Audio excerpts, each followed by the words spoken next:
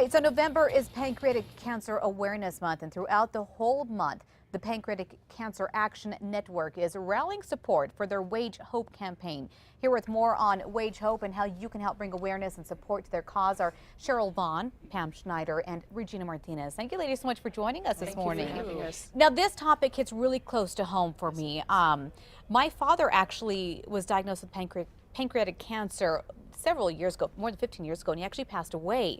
So the survival rate is very low with this type of cancer. That's correct, right? That is very correct.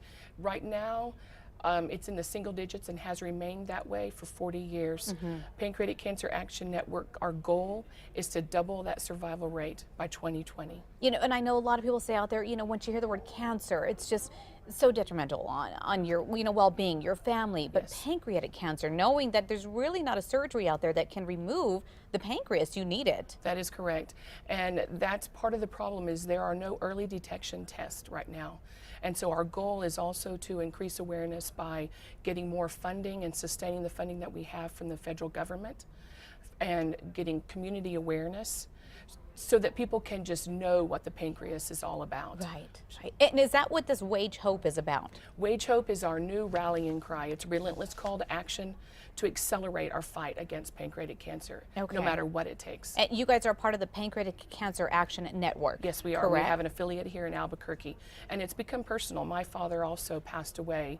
He was diagnosed in March of 2011 and died 4 months later. Wow. So it is personal because I want my children and future generations and other family members and friends to have that hope in the future that we can find cures for this disease. And you mentioned there really is no early detection There test is at this not. time. There is not. So many times it's too far gone for any kind of treatment to be effective. So what does that do, you know, to a person when you hear pancreatic cancer and it's so far gone? There's really no treatment other than chemotherapy, which rarely works. That's right. Our PALS program, which is our patient and liaison program, is a fantastic program. 15 years ago, there was nowhere for anybody to turn for help. Now, this year, PALS has served more than 11,000 pancreatic cancer patients and families. They give them disease treatment, information. They put them in touch with pancreatic cancer specialists in their areas. Now we're going to talk about PanCan. That's the Pancreatic Cancer Action Network. That's what you guys call it. Yes. You guys are trying to get federal funding, but you guys are also a group. If somebody's diagnosed with pancreatic cancer, they can reach out to you. They can, and then we can put them in touch with support groups. And what's very big right now is our clinical trials. Our PALS program can personalize clinical trials for new patients. Okay. Now, Pam, you are a survivor I am of pancreatic cancer. a 2.5-year survivor. Tell me, when you first heard the word cancer, pancreatic cancer especially. Very scary. Cancer doesn't run in my family, and so when I was diagnosed, it was one of the most shocking and stunning things that has happened in my life. When you were able to finally beat this horrible disease, what did you think? Did you think, I don't want anybody else to have to go through this? Yeah. And how are you guys working toward, hopefully nobody else does have to go through what you went through? You know, it really is a matter of getting people to come and advocate and to get research funding so that an early test can be developed so that people don't have to present the way that I did, because when you go to the hospital, normally you're in stage 3 or stage 4. And the odds are really against you at that point. in What time. stage were you in? I was in stage 3. And what did they tell you what your options were? My options at the time were to go through chemo and radiation. I had a Whipple procedure, which is a very complex surgery, and then I had chemo again afterwards. How hard is that, not only on your mental spirit, but your body? Yeah, it is. But our bodies are an unbelievable machine, and it's one of those things where if you have the attitude, you can get through it. I totally believed I was going to live and that I was going to be okay. And my treatment at the UNM Cancer Center was, bar none, it was awesome. What would you say to somebody that's just been diagnosed with pancreatic cancer and they just don't feel like there's any hope right now?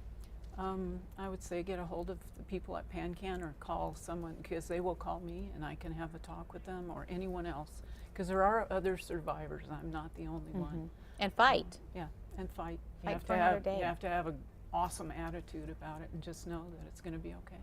Regina, why is Pancreatic Cancer Awareness Month important to you? Well, we had a very dear friend that was diagnosed with pancreatic cancer and he did not survive. Like here in New Mexico, we have approximately 290 people that get pancreatic cancer and 240 die. Only 6% will live past 5 years. Wow. So it's a personal thing, and as a former hospice nurse, I remember taking care of people with pancreatic cancer, and because it's so hard to diagnose, I always tell people, know your body and know it well. And if you know something isn't right, go see the doctor. Check it out. Make sure that you can be detected as early as possible, especially for something like this. Because that's what basically with cancer or any disease really, early detection and early prevention, if possible, and early treatment can make you a cancer survivor then. So let's go back to PanCan. You guys need federal funding. Yes, we do. You want federal funding. You want that research. You want the early detection.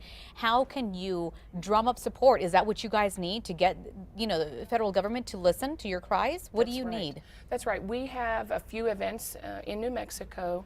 That Purple Light is an event that we do in October leading into November, being our awareness month, that we honor those that have survived and we remember those that we've lost. It's just a time to gather for support. Then we also have Polly's Run that is held in May, and that is in honor of one of the moms of our volunteers that passed away from the disease. All of that money goes for research. We also do Advocacy Day in June in Washington, D.C. We are also in offices here with our local legislators trying to gain research funds for our disease. All right. Thank you, ladies, so much for joining us this morning. Thank you for having us. If you need any information about what we spoke about this morning, go to our website. That's krqe.com. We'll be right back.